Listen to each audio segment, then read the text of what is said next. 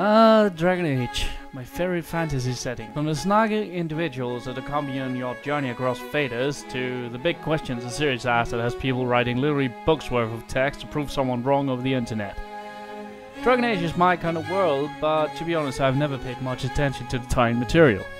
What, a couple of books here and there, and maybe a phone game? Call me when there's something substantial like, oh, a movie? I'll do.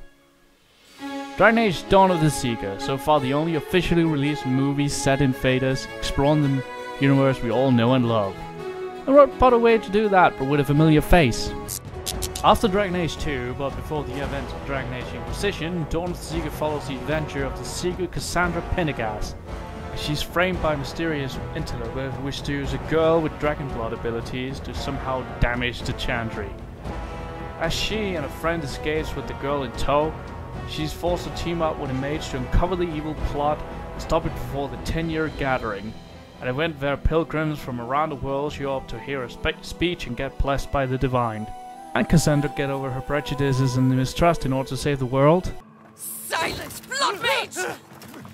No, I'm a circle mage, not a blood mage! A mage is a mage!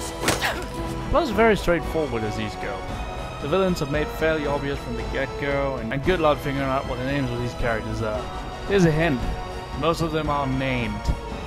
The various twists and turns that Cassandra and Regilin go through in order to save the day is interesting enough. However, the movie is unfortunately bogged down by... I'm going to be blunt. I did not enjoy the art design of this movie one bit. That's not to say I don't like the anime look.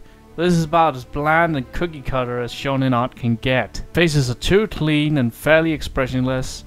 The design was way too straightforward. And our titular character, Cassandra Pendergast herself, does not look like a video game counterpart in the slightest. This anime redesigning at its absolute worst.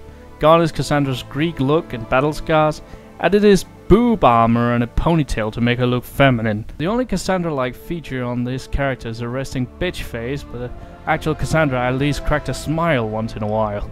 I'm 75% sure I didn't see young Cassandra crack a smile throughout the duration of this feature. I know what you're thinking, but Angford, this is young Cassandra. She has grown a lot since, hasn't she?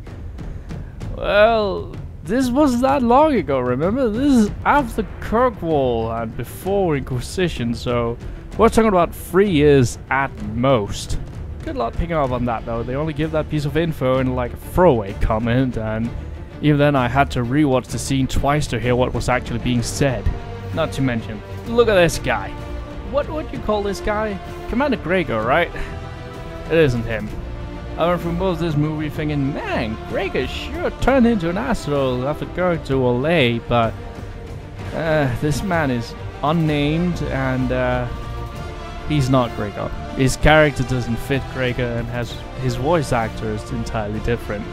In fact, they didn't bring over any of the voice actors from the games. I don't know why.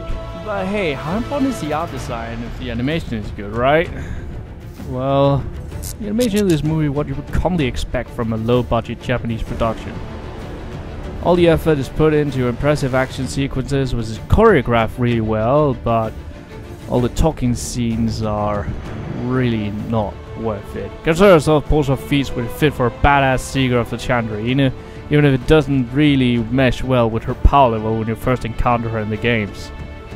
I'll let that off the hook to artistic license game logic though. I mean, they are supposed to be giant champions that can take down gods and shit, so yeah. This isn't helped by the fact that they use this weird mesh of 3D and 2D with 2D textures on 3D models.